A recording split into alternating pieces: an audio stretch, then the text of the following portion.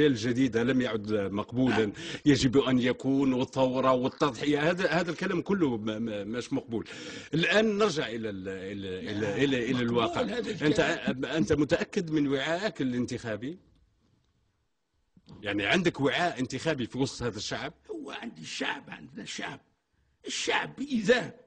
الشعب إذا ما مشاش مع مجاهد وما مشاش مع دكتور وما مشاش مع اللي حرر الجزائر شعب خائن. لا، مش ما نقولوش خاين،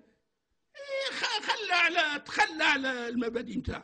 الشعب اللي ما يختارش أستاذ ودكتور ورباه يسير له ويروح يختار أمي ولا يختار ناس ما عندهمش باع في السياسة، هذا شعب فهمت مشكوك في أمره. مشكوك في أمره. ما أمره من ناحية ديمقراطية مش لا يعني الشعب إذا انتخب عليك وأعطاك التوقيعات راهو شعب مليح. إذا ما أعطاكش توقيعات وما انتخبش معاك معناها شعب مشكوك في أمره. لا مش هكذا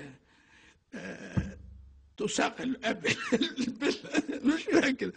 لا، نحن الشعب الجزائري إذا مثلا نحن رانا مجموعة مترشحين، إذا مثلا ما عرفش كيفاه يخير وما